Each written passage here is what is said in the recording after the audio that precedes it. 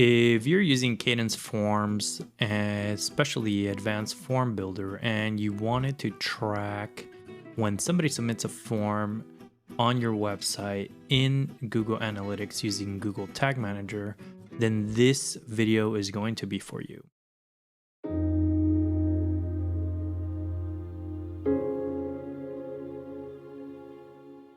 Here I have my form that I've created using the Advanced Form Builder in Kadence.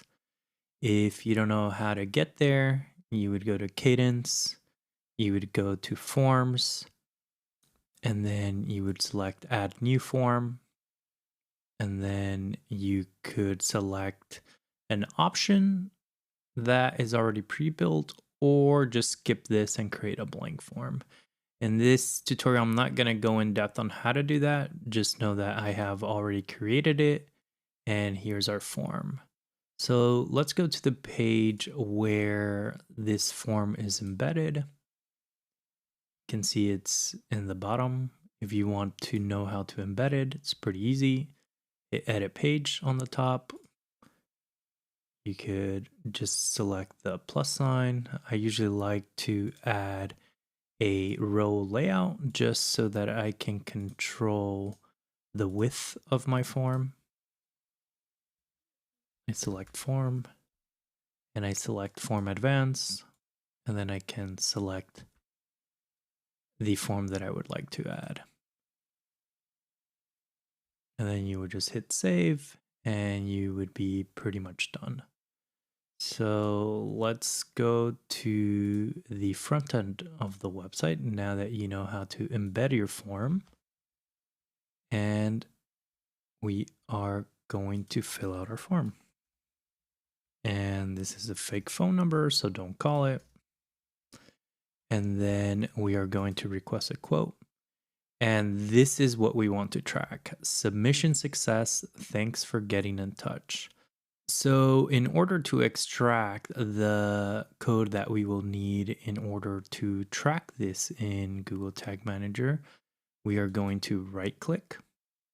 We're going to hit inspect. I'm on a Chrome browser. We're going to say inspect element. And we're going to hover over the submission success box. And this is exactly what we're looking for. This div class kb-adv-form-message, which I highlighted here. I'm just going to copy this. I'm going to go to Google Tag Manager, hit new, trigger configuration, because we're building the trigger when somebody submits the form. In this case, we're going to select element visibility. We're going to select CSS selector. And then we're going to paste our code that we copied from here. Paste it here. One thing that you will have to do is add a period before all the words. And then anywhere you see a space, you would add a period as well. In this case, there is only 2. We're going to fire this once per page, minimum % visible. I changed it to 1. Honestly, you could leave it at 50. And then this one is the most important thing, is observe DOM changes. Since our website, when we submitted our form, didn't reload, we just got this thank you box.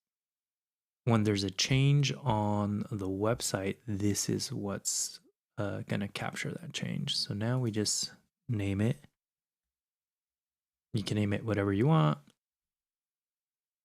And then I'm going to save that. And then I am going to build a tag. I'm going to go to my tags, hit new, tag configuration. I'm going to select Google Analytics. I'm going to pick Google Analytics for event. And then this is where you paste your measurement ID. Your measurement ID you would get from Google Analytics, which you can go to data streams.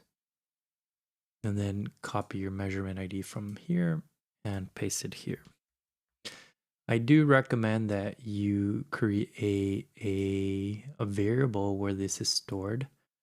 That way it automatically fills in anytime you need to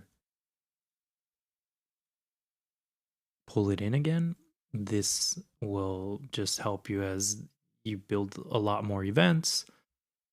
It's just an easy thing to reference instead of going back to Google Analytics all the time. The event name, we're going to name it Kadence Form Mission.